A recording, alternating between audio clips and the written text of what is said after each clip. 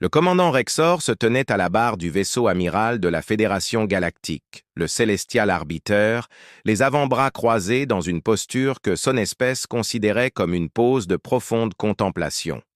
À travers le portail, d'observation immaculée, il observait la structure particulière qui flottait dans l'obscurité de l'espace, une station de maintenance humaine qui était jusqu'à présent restée inconnue de la flotte d'exploration de la Fédération. « Monsieur », annonça l'officier de navigation Luxen, dont la forme cristalline scintillait sous l'éclairage tamisé de la passerelle. « Nos capteurs détectent des signatures énergétiques plutôt inhabituelles provenant de la station. Rien dans notre base de données ne correspond à ces signatures. » Les yeux secondaires de Rexor clignèrent à l'unisson tandis que ses yeux principaux restaient fixés sur la station. « Plus de détails !» ordonna-t-il en décroisant ses bras inférieurs pour taper sur l'écran holographique devant lui. « Eh bien, Louina, dit-elle en interrompant sa phrase, sa structure cristalline, prenant une teinte violette confuse. Il y a plusieurs sources de chaleur à haute énergie, des explosions périodiques de plasma et ce qui semble être un démantèlement moléculaire contrôlé, mais les modèles sont trop réguliers pour s'agir de tirs d'armes. Comme c'est fascinant, songea Rexor, sa voix portant la tonalité distinctive d'excitation caractéristique de son espèce. Et vous dites que ce n'est qu'une station de maintenance, pas une installation militaire? Confirma le commandant. Nos scans longue portée ne montrent aucun système d'armes, aucun générateur de boucliers et aucun composant de qualité militaire, juste une installation civile standard de classe 3 même, si je dois admettre que... Ces relevés d'énergie me font douter de cette classification. Commença le commandant Ten, arpentant le pont, ses 4 bras gesticulant avec animation, tandis qu'il réfléchissait à voix haute. Les humains, toujours les humains, depuis qu'ils ont émergé de leur petit coin de la galaxie, ils n'ont cessé de nous surprendre. Saviez-vous qu'ils ont réussi à voyager plus vite que la lumière en utilisant quelque chose qu'ils appellent du café comme catalyseur absolument absurde, répondit l'équipage du Pontregard complice. Tout le monde avait entendu les histoires sur les humains et leurs manières inexplicables. Il y avait eu cet incident, lors du dernier cycle, où un vaisseau humain avait réparé un moteur quantique à l'aide de rubans adhésifs, une réparation qui, contre toutes les lois connues de la physique, avait fonctionné. « Monsieur » interrompit le chef de la sécurité Vexar, son exosquelette cliquetant nerveusement, « le protocole veut que nous signifions les procédures de premier contact. Ces signatures énergétiques pourraient bien indiquer quelque chose dont nous devrions nous inquiéter. » Rexor agita l'un de ses bras supérieurs d'un geste dédaigneux. « Oui, oui, bien sûr. Mais n'allons pas là-bas avec l'air de chercher des ennuis. Les humains se sont révélés étonnamment pacifiques malgré leurs habitudes inquiétantes. Préparez la navette diplomatique. Je dirigerai moi-même l'équipe de contact. » Alors que l'équipage s'affairait, Rexor se surprit à étudier la station de plus près. C'était une construction disgracieuse, tout en angle droit et en structure saillante, qui n'avait rien à voir avec les designs élégants préférés par la plupart des races spatiales. Les humains l'appelaient Epsilon 9, mais ils ne comprenaient pas pourquoi ils utilisaient un système de désignation aussi simpliste. Le commandant appela l'Anana, dont la forme cristalline pulsait maintenant d'une lumière bleue urgente. « Je détecte une autre DSS pic d'énergie. Il semble que, oh mon Dieu, monsieur, quelque chose sur cette station génère des températures comparables à celles d'une petite étoile. Une petite étoile !» Les yeux principaux de Rexor s'écarquillèrent, tandis que ses yeux secondaires plissaient, exprimant l'inquiétude extrême propre à son espèce. Et ils contiennent cette puissance dans une station de maintenance civile, sans confinement de niveau militaire. Apparemment, monsieur. Et le plus déconcertant, c'est que ces relevés suggèrent qu'ils le font délibérément. Rexor sentit un frisson parcourir ses 4 bras. C'était exactement pour cela que la Fédération galactique avait mis en place des protocoles pour les situations de premier contact qui savaient de quelles autres activités surprenantes et potentiellement dangereuses ces humains étaient capables à ce moment-là.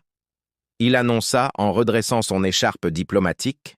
« Vexar, préparez l'équipe de contact. Protocole diplomatique standard, mais maintenez les mesures de sécurité à leur niveau le plus élevé, discrètement bien sûr. Nous ne voulons pas paraître hostiles envers nos amis humains. » Alors que le commandant se dirigeait vers la baie de la navette, il ne pouvait se défaire du sentiment que ce premier contact apparemment routinier sur le point de devenir tout sauf ordinaire. Après tout, s'il y avait une chose que la Fédération avait apprise au sujet des humains, c'était qu'ils avaient une capacité étrange à défier l'attente, généralement de la manière la plus alarmante possible. La navette diplomatique s'amarra à Epsilon 9 avec un bruit satisfaisant qui fit penser au commandant Rexor que les humains semblaient apprécier leurs machines bruyantes et leurs procédures d'amarrage encore plus bruyantes. Alors que le sas se fermait, ils pouvaient entendre des voix de l'autre côté parler dans leur langue particulière. C'était bien de l'anglais. « Bienvenue sur Epsilon 9 », retentit une voix enjouée alors que les portes intérieures s'ouvraient. « Je suis Marcus Rodriguez, ingénieur en chef. Et bon sang, vous avez l'air encore plus cool que sur les photos du briefing. » Rexor se retrouva face à face avec un homme humain, arborant ce qui semblait être une barbe disposée selon un motif particulier sous son nez. L'humain portait un vêtement couvert de taches sombres et de brûlures que Rexor supposa être des séquelles de combat, même s'il ne comprenait pas pourquoi quelqu'un porterait des vêtements endommagés. « Bonjour, ingénieur en chef Rodriguez », dit Rexor en effectuant le geste traditionnel de salutation avec tous ses avant-bras. « Je suis le commandant Rexor de la Fédération Galactique. Nous avons détecté des signatures énergétiques intéressantes provenant de votre station. » Le visage de Marcus s'éclaira dans ce que le humain appelait un sourire, un geste qui mettait encore mal à l'aise la plupart des espèces de la Fédération n'étant, donné que montrer les dents, était généralement un prélude à la violence. « Oh, ce n'est probablement qu'un travail d'entretien régulier ici. Laissez-moi vous faire visiter la baie. Vous avez choisi un excellent jour pour venir. Nous faisons toutes sortes de choses amusantes. » Le commandant fit signe à ses gardes du corps de le suivre tandis que Marcus les conduisait à travers une série de couloirs dont les murs s'étaient tapissés de ce qui semblait être des écrans d'information primitifs et des boîtes contenant ses armes. Les yeux secondaires de Rexor se concentrèrent sur quelque chose étiqueté « extincteur », tandis que sa paire principale surveillait leur route. Marcus annonça fièrement en écartant les bras alors qu'ils entraient dans une immense salle. « C'est notre baie de maintenance principale. » Les agents de sécurité se précipitèrent immédiatement dans la pièce qui était remplie de ce qui ne pouvait être décrit que comme un arsenal. De longs objets métalliques aux bords tranchants étaient suspendus au mur. Des dispositifs, clairement conçus pour écraser et briser, étaient disposés sur des établis et, dans un coin, quelque chose lançait des flammes. « Est-ce une arme à plasma confinée ?» murmura Vexar, son exosquelette cliquetant rapidement en signe de détresse. Marcus s'approcha du dispositif qui lançait des flammes et le prit avec désinvolture. « Ce vieux truc? Non, c'est juste un coupeur plasma standard. On l'utilise pour couper des trucs, tu vois? Couper des trucs ?» répéta Rexor faiblement, en regardant l'humain brandir ce qui était clairement une arme mortelle avec une nonchalance dérangeante. Nonchalance. « Ouais. Tu veux voir comment ça marche? » Marcus tendit la main vers un morceau de métal, mais se figea lorsqu'il remarqua que toute la délégation de la Fédération s'était adossée contre le mur, leurs divers appendices levés en position défensive. « Ça va, les gars? »« C'est bon, Rexy, » dit Thor rapidement. « On pourrait peut-être discuter d'abord de votre équipement moins intense. »« Bien sûr, » répondit Marus en posant le coupeur plasma. Il se dirigea vers un établi et prit ce qui semblait être une arme contondante rudimentaire, avec une tête fendue. « C'est juste un marteau basique. Chaque boîte à outils en a besoin. Chaque boîte à outils a besoin d'un marteau de guerre. » La voix de Bear avait monté de plusieurs octaves. Marcus éclata d'un rire qui fit sursauter plusieurs agents. « De sécurité. Un marteau de guerre, non, c'est pour assembler des choses. Regardez. » Il attrapa un clouet, un morceau de bois et, avant que quiconque puisse l'arrêter, commença à enfoncer violemment le clou dans le bois avec le marteau. Les agents de sécurité réagirent comme un seul homme, sortant leurs armes de service, mais ils se figèrent dans un geste de confusion lorsque Marcus... Il souleva les morceaux de bois désormais assemblés avec une fierté évidente. Rexor, qui trouvait cela très utile, sentit un mal de tête envahir ses 4 lobes cérébraux. Tous les humains possèdent ces outils. Oh oui, ce ne sont que des outils de base, mais attends de voir les outils électriques. Hé Olivia, Marcus appela quelqu'un de l'autre côté de la baie, allume la tronçonneuse, notre invité devrait voir à quoi ressemble un véritable équipement d'entretien. Le bruit qui suivit, un rugissement mécanique qui évoquait la destruction pure, envoya la moitié des agents de sécurité mettre à couvert et l'autre moitié se mettre en formation défensive autour du commandant. Peut-être, suggéra Rexor, en levant précipitamment les 4 bras dans ce qu'il espérait être un geste apaisant, nous pourrions commencer par quelque chose de moins impressionnant. Marcus haussa les épaules, l'air légèrement déçu, et fit signe à Olivia d'éteindre l'appareil terrifiant. Bien sûr, que diriez-vous si je vous montrais notre collection de clés à molette à la place, mais je te préviens, la clé à pipe est assez lourde. Marcus fouilla dans ce qui semblait être une boîte d'appareils de soudure, expliquant joyeusement à quoi servait chacun d'entre eux. Rexor échangea de regards inquiets avec Vexar. La Fédération avait classé les humains comme une espèce pacifique, mais il était clair qu'elle devait revoir son évaluation. Toute espèce qui considérait ses armes de destruction massive comme des outils de base devait être surveillée de beaucoup plus près. « Oh, hé !» dit Marcus en sortant quelque chose qui ressemblait étrangement à un mini-détonateur à fusion. « Ce n'est qu'un simple tournevis électrique. Tout le monde en a un chez soi. » Rexor sentit son estomac se retourner. Les humains gardaient ces appareils chez eux, à portée de leurs enfants. Pas étonnant qu'ils aient survécu dans un monde mortel. Ils étaient clairement plus résistants que quiconque ne l'avait imaginé. Fascinant. Parvint-il à dire tout en faisant discrètement signe à son chef de la sécurité de mettre à jour les protocoles d'évaluation des menaces de la Fédération. Vraiment fascinant. Le chef de la sécurité Vexar insista pour mener une enquête approfondie dans la salle de maintenance au grand amusement de Marcus Rodriguez. L'ingénieur humain s'appuya contre un établi en sirotant quelque chose appelé liquide de refroidissement moteur, qui s'avéra être un liquide d'un bleu inquiétant contenu dans une canette étiquetée Pepsi, tandis que l'équipe de sécurité de la Fédération répertoriait méticuleusement chaque menace potentielle. « Monsieur !»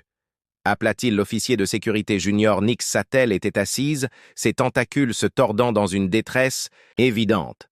« J'ai trouvé ce qui semble être une collection d'outils de frappe de précision. » Elle brandit un jeu de tournevis avec des appendices tremblants. Vexar se précipita, son exosquelette cliquetant à chaque pas. Faites attention, les extrémités pointues sont clairement conçues pour une pénétration maximale. Chef Rodriguez, vous dites que c'est pour installer de petits cylindres métalliques rotatifs, des vis, corrigea Marcus en prenant une autre gorgée de sa boisson. Elles servent juste à maintenir des choses ensemble, mais je suppose que si on voulait vraiment, on pourrait...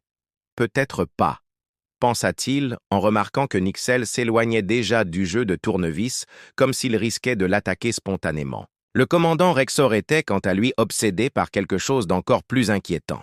« Cet appareil, dit-il en pointant de son bras droit, tout en gardant les 3 autres croisés de manière protectrice sur ses organes vitaux. On dirait une sorte de mécanisme de broyage portable. C'est une pince, dit Olivia Drake depuis son poste de travail, où elle utilisait avec désinvolture ce que les extraterrestres ne pouvaient que supposer être un laser miniaturisé, utilisé dans les mines pour assembler 2 morceaux de métal afin de saisir des objets avec suffisamment de force pour comprimer du métal solide, observa Vexar avec horreur tandis que Marcus faisait une démonstration en façonnant un morceau de fil de fer. « Et tu dis que tous les techniciens humains portent ça sur lui ?» Marcus confirma joyeusement, même si personnellement, je préfère. Les modèles ajustables, plus polyvalents, tu vois, il y en a des plus solides. Les yeux secondaires de Rexor se gonflèrent, tandis que ses yeux principaux se plissaient. Lieutenant Makir, notez que tout le personnel de maintenance humain doit être considéré comme armé et extrêmement dangereux. L'enquête se poursuivit, chaque nouvelle découverte suscitant des vagues d'inquiétude au sein de l'équipe de la Fédération, trouvèrent ce qui semblait être une collection de mini-haches de combat, des ciseaux, des armes de siège, des pinces marines et de ceux qui ne pouvaient être décrits que comme des mâchoires à main, mais c'est la découverte du chalumeau qui faillit provoquer un incident interstellaire près des nébuleuses sacrées, hurla Nixel alors que Marcus l'allumait avec désinvolture.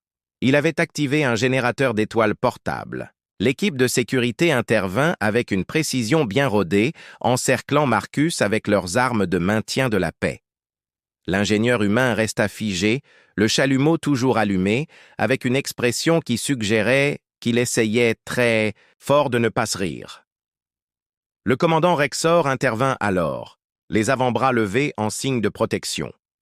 Je suis sûr que le chef Rodriguez a une explication parfaitement raisonnable pour brandir un appareil qui produit des températures suffisamment élevées pour faire fondre le métal. Eh bien, oui, dit Marcus en éteignant le chalumeau. Parfois, il faut faire fondre du métal, sinon comment souder? Il y eut un long silence pendant que les extraterrestres assimilaient cette déclaration. Vous faites fondre du métal régulièrement dans le cadre de la maintenance de routine? Demanda Vexar d'une voix à peine audible. Regardez ça avant que quelqu'un puisse l'arrêter. Marcus avait rallumé le chalumeau et faisait une démonstration de la technique de soudure sur un câble de rechange. L'équipe de sécurité le regardait avec une horreur fascinée, tandis qu'il manipulait avec désinvolture le métal en fusion avec des outils qu'ils avaient auparavant pris pour des ustensiles primitifs. « Remarquable !» murmura Rexoren prenant des notes sur son bloc-notes électronique. Ils ont transformé la métallurgie en arme et l'ont classée comme maintenance de base. Les implications psychologiques à elles seules. L'enquête prit une tournure encore plus sombre lorsqu'ils arrivèrent à ce que Marcus appelait la section des outils électriques. Des disques rotatifs mortels, des SS circulaires, des perceuses portatives, des perceuses électriques et quelques choses appelées pistolets à air comprimé, qui faisaient trembler même l'exosquelette des agents de sécurité les plus endurcis avec ses vibrations agressives. Marcus a dit en tapotant ce qui ressemblait à un laser minier lourd, « Ce n'est qu'un simple chalumeau de soudure, rien d'extraordinaire, rien d'extraordinaire. » La voix de Vexmar s'est brisée. « C'est une arme à énergie dirigée capable de couper le blindage de la coque. Oui, comment réparerais-tu tout le blindage sinon? » Marcus a haussé les épaules, puis s'est éclairé. « Oh, hé! Vous voulez voir quelque chose de vraiment cool? Nous venons de recevoir un nouveau coupeur. Plasma qui peut... » Toute la délégation de la Fédération s'est écriée à l'unisson. Commandant Rexor a décidé qu'il était temps de reprendre le contrôle de la situation. Chef Rodriguez, nous apprécions votre franchise en nous montrant vos capacités de maintenance, mais je me sens obligé de vous demander si vous ne trouvez pas inquiétant que votre équipement standard soit capable d'un tel potentiel dévastateur. Marcus s'est gratté la tête. Je veux dire, je suppose que tout peut être dangereux si on s'en sert mal, mais ce ne sont que des outils. Vous devriez voir ce qu'on a dans notre kit de réparation d'urgence. Il y a encore plus de Nixel Gémite. Oh, bien sûr, des lances thermiques, des découpeurs laser industriels et un truc vraiment génial appelé... Je crois que nous avons vu assez, commandant Rexor, interrompit précipitamment le lieutenant. Veuillez finaliser l'évaluation. Je pense que nous avons rassemblé suffisamment de preuves pour classer l'équipement de maintenance humain comme technologie à double usage double. L'équipe de sécurité compilait ses conclusions en documentant soigneusement chaque outil avec le même niveau de détail habituellement réservé aux plateformes d'armes expérimentales. Marcus et Olivia échangèrent des regards amusés. Les humains avaient depuis longtemps compris que les autres espèces trouvaient leur approche de la technologie quelque peu inquiétante. Mais cela atteignait un tout autre niveau. « Hé Marcus !» appela-t-il à Nick Sattel, qui photographiait un comme s'il documentait des preuves sur une scène de crime. « Tu veux voir comment on peut s'en servir pour démonter tout un... » Le bruit de plusieurs exosquelettes cliquetant dans la panique l'interrompit. « Une autre fois peut-être » suggéra diplomatiquement le commandant Rexor, notant mentalement de mettre à jour les protocoles de premier contact de la Fédération. Il était clair qu'il fallait ajouter un addendum spécial pour traiter avec les équipes de maintenance humaine et leur arsenal d'outils de base. Très bien, tout le monde, annonça Marcussen, frappant dans ses mains d'une manière qui fit sursauter plusieurs agents de sécurité. Et si nous vous montrions ces outils scène action? Nous avons de toute façon une maintenance de routine prévue. Les avant-bras du commandant Rax Hathor se mirent immédiatement dans ce que son espèce appelait la position de négociation d'urgence. Ce n'est vraiment pas la première fois que ça arrive. Marcus continua joyeusement. Il faut le convaincre. L'équipe de sécurité regardait avec horreur. Marcus s'approchait du panneau avec ce qu'ils avaient classé comme une arme de percussion de classe 3. Un maillet en caoutchouc et un séparateur métallique dentelé, un tournevis à tête plate. Parfois, ces panneaux sont un peu récalcitrants, expliqua Marcus en positionnant le tournevis. Il suffit de... Il leva le maillet. À couvert, cria Vexar. Toute l'équipe de sécurité se réfugia derrière divers équipements, laissant le commandant Rexor seul, les 4 yeux écarquillés, fascinés et terrifiés. Le bruit du caoutchouc frappant le métal résonna dans le hangar de maintenance. Comme aucune explosion ne suivit, plusieurs têtes extraterrestres hésitantes sortirent de leur cachette. « Vous voyez ?» Marus dit fièrement en montrant comment le panneau était détaché facilement. « Olivia, tu veux leur montrer comment on s'occupe de ces raccords électriques corrodés ?» Olivia Drake sourit en attrapant déjà son équipement de soudure. « Vous n'auriez jamais demandé ça. Peut-être qu'on devrait observer de loin. » Suggéra le commandant Rexor en remarquant que l'exosquelette de son chef de la sécurité vibrait à une fréquence généralement associée à Untu. « Ne me le demanderai jamais peut-être, devrions-nous observer à distance ?» commissaire Rexor suggéra en remarquant que l'exosquelette de son chef de la sécurité vibrait à une fréquence généralement associée à un stress extrême. « Vous voudrez voir ça de près ?»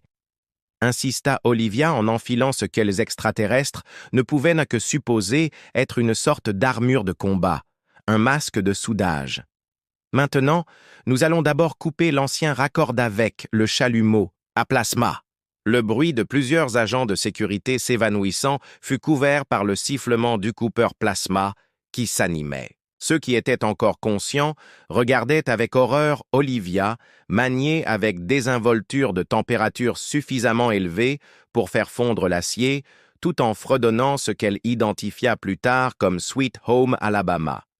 Remarquez, comme elle garde la main ferme alors qu'elle manie littéralement la puissance d'un petit son Marcus, commenta Marcus fièrement au commandant Rexor, qui avait pris une teinte vert pâle intéressante. Est-ce que vous enseignez ça à tout le personnel de maintenance? Demanda faiblement le commandant. Bien sûr, ce sont des bases. Attendez de voir comment on remplace le blindage de la coque. Hé, Jerry! Cria Marcus à travers la baie. Allume la lance thermique, tu veux bien? Non! S'écria toute la délégation de la Fédération dans un cri de panique unanime. Votre souci des protocoles de sécurité est admirable, dit rapidement le commandant Rexor, les 4 bras gesticulant ce qu'il espérait être un geste apaisant. Mais peut-être pourrions-nous observer quelque chose de moins intense. Eh bien, je dois régler quelques boulons sur le système de ventilation. Réfléchis. Marcus. Il suffit d'un jeu de clés de base et des outils de broyage, s'écria Nix Sattel derrière une boîte à outils. Oui, et peut-être une perceuse électrique s'ils sont récalcitrants. L'équipe de sécurité regardait avec horreur fascinée Marcus assemblait ce qu'il classait désormais mentalement comme un arsenal d'outils de réglage. Le voir jongler avec désinvolture de clés de différentes tailles tout en expliquant leur utilisation faillit faire stresser Vexar. Parfois, ces boulons ont besoin d'un petit coup de pouce, Marcus dit en fixant à sa clé un accessoire qui la rendait presque 2 fois plus longue. Ça s'appelle une barre de guépard, ça te donne plus de puissance destructrice, suggéra nerveusement Vexar, a suggéré nerveusement. J'allais dire un effet de levier, mais oui, ça marche aussi. Marcusa sourit en appliquant la force sur un boulon particulièrement récalcitrant. Le grincement métallique qui a suivi a envoyé 2 autres agents de sécurité se mettre à couvert. La démonstration s'est poursuivie avec Marcus et Olivia Montrance, qu'ils considéraient comme des tâches d'entretien de routine, chacune plus terrifiante que la précédente. Ils ont utilisé de lames rotatives pour couper le métal, déployer des armes à air comprimé et des visseuses à percussion pour retirer les fixations récalcitrantes. À un moment donné, Olivia passa nonchalamment avec quelque chose qui ressemblait de manière inquiétante à un instrument de torture médiéval, et ce marqueur dit en brandissant ce qui semblait être un petit appareil portable. C'est juste un multimètre basique, totalement inoffensif. L'équipe de sécurité se détendit légèrement jusqu'à ce qu'il ajoute « C'est pour mesurer le courant électrique. Vous canalisez et mesurez délibérément la foudre ?» demanda le commandant Rexor en prenant mentalement note de mettre à jour la classification de la Fédération concernant les capacités de maintenance humaine qui passerait de préoccupante à absolument terrifiante. Eh bien oui, comment pourriez-vous diagnostiquer des problèmes électriques autrement? Marcus a touché les sondes du multimètre à un panneau, provoquant une série de bips qui ont poussé les agents de sécurité encore conscients à se mettre à couvert une dernière fois, a annoncé le commandant Rexor, essayant de garder son sang-froid diplomatique tout en regardant Olivia s'approcher d'un autre panneau avec un outil inquiétant appelé « meuleuse d'angle » et dont nous avons eu assez de démonstrations pour aujourd'hui, n'est-ce pas? Marcus demanda d'un air déçu. Nous ne vous avons même pas montré les trucs vraiment intéressants du kit de réparation d'urgence. Le bruit de plusieurs exosquelettes, s'écrasant sur le sol dans un évanouissement collectif, fut la seule réponse qu'il obtint. Les sirènes d'urgence de la station choisirent ce moment précis pour démontrer le sens impeccable du timing comique de l'univers. Des lumières rouges d'alerte se mirent à clignoter dans toute la baie de maintenance, tandis qu'une voix informatisée annonçait « Alerte rouge! Rupture de la coque détectée dans la section 7. Intervention d'urgence requise. Latitude de... » Marcus changea instantanément, passant de celle d'un guide touristique jovial à celle d'un professionnel concentré. « On dirait que vous allez voir de la vraie maintenance, » dit Olivia en attrapant la trousse d'urgence. « Attendez, commissaire Rexor » s'écria-t-il en agitant ses 4 bras avec inquiétude. « Vous n'allez pas faire ça, les humains, mais ceux-ci étaient déjà en mouvement. » Marc sprinta vers une grande armoire rouge marquée « Équipement d'intervention d'urgence » qui, à la grande horreur des extraterrestres, contenait des outils encore plus d'outils terrifiants que les trousses standard. « Protocole de brèche !» cria Marcussen, enfilant ce qui semblait être une ceinture utilitaire très résistante. « Nous avons 5 minutes avant que le champ de force d'urgence commence à perdre de sa puissance. » L'équipe de sécurité regardait, stupéfaite et incrédule, l'équipe de maintenance se transformer en ce qui ne pouvait être décrit que comme une équipe de réparation lourdement armée. Olivia sortit d'une salle de stockage vêtue d'une combinaison EVA qui, aux yeux des extraterrestres, ressemblait étonnamment à une armure de combat. Elle portait quelque chose qui faisait vibrer l'exosquelette de Vexa de pure terreur, un appareil de soudure par fusion portable. « Vous ne pouvez pas les laisser partir !» supplia Vexar au commandant Rexor. « Ils sont clairement sur le point de commettre des actes de destruction massive. Arrêtez-vous immédiatement !» dit Nixel en s'interposant courageusement devant Marcus, qui portait maintenant ce qui semblait être un ensemble de 3 outils différents que l'équipe de sécurité avait classés individuellement comme armes de guerre potentielles. « Nous ne pouvons pas vous laisser entrer dans la station, » dit Shudder, et l'ordinateur annonça utilement qu'il restait 4 minutes avant la défaillance du champ de force. « Écoutez, Marcus, » dit-il avec un sérieux inhabituel. « Je comprends que nos outils vous effraient, mais pour l'instant, nous avons une brèche dans la coque qui doit être réparée avant que nous ayons tous une leçon très désagréable sur la décompression explosive. Alors, soit vous nous aidez, soit vous de nous laisser passer. » Le commandant Rexor, montrant pourquoi il avait mérité son grade, prit une décision en une fraction de seconde. Équipe de sécurité, escortez l'équipe de maintenance jusqu'au site de la brèche. Considérez cela comme une intervention d'urgence supervisée. Ce qui suivit fut peut-être les 4 minutes les plus stressantes de l'histoire du maintien de la paix de la Fédération. L'équipe de maintenance se précipita dans les couloirs comme une équipe d'intervention bien organisée, tandis que les agents de sécurité tentaient désespérément de les protéger et de les empêcher d'avancer. « Brèche localisée » cria Olivia lorsqu'ils s'atteignirent la section 7 à travers le champ de force d'urgence. Ils purent voir une déchirure irrégulière dans la paroi extérieure de la station, probablement causée par l'impact d'un micrométéorite. Procédure standard de réparation et de scellement, ordonna Marcus en sortant ce que les extraterrestres avaient précédemment classé comme un lanceur de métal à grande vitesse, un pistolet à clous. Olivia, préparez la plaque de réparation. Jerry, allumez le... Le soudeur attendait. Vexar s'avança. Il y avait sûrement une solution moins violente que d'attaquer la coque avec ses armes. Ce ne sont pas des armes, cria Marcus avec exaspération alors qu'il commençait à poser rapidement une série de points d'ancrage pour la plaque de réparation. Ce sont des outils, et pour l'instant, ils sont la seule chose qui nous empêche d'être envoyés dans l'espace. L'équipe de sécurité regardait avec une fascination horrifiée, le travaillait avec une précision chorégraphiée. Olivia maniait le poste à souder avec une habileté terrifiante, posant des cordons de métal en fusion parfait, tandis que Jerry utilisait une sorte d'arme à gaz comprimé, un testeur de pression, pour vérifier leur travail. 2 minutes avant la défaillance. Du champ de force, leur rappela joyeusement l'ordinateur. « Il faut plus de puissance au poste à souder !» cria Olivia. « Le joint ne colle pas assez vite !» s'écria Nonixel, alors que Marcus atteignait à quelque chose qui ressemblait étrangement à un réacteur portable. « Vous allez tous nous tuer, ce n'est qu'un convertisseur de puissance !» rétorqua Marcus en le branchant à la soudeuse.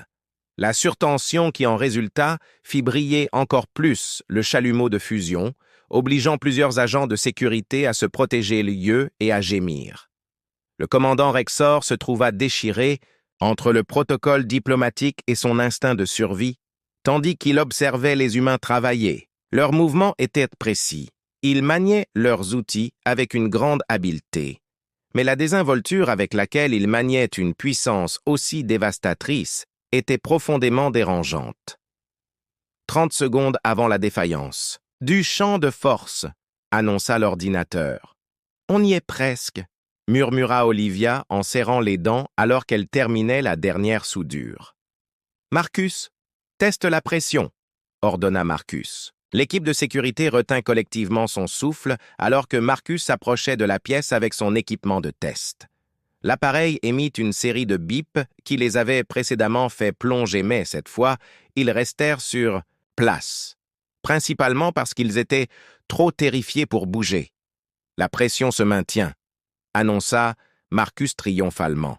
« Intégrité de la salle rétablie, état d'urgence levé », confirma l'ordinateur. Il y eut un moment de silence profond, pendant que tout le monde assimilait ce qui venait de se passer. L'équipe de maintenance commença à ranger ses outils, satisfaite de son travail, tandis que l'équipe de sécurité essayait de concilier ce qu'elle venait de voir avec sa compréhension de l'univers.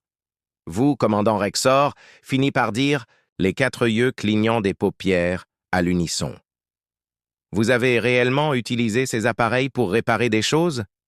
Eh bien oui, dit Marcus en essuyant la sueur de son front. C'est à ça qu'ils servent. Je dois admettre que le pistolet à clous était un peu exagéré, j'aurais préféré des supports de fixation appropriés, mais vous savez comment c'est en cas d'urgence, le pistolet à clous était exagéré, répéta Vexar, se souvenant vaguement qu'il l'avait classé comme arme de siège dans son rapport initial.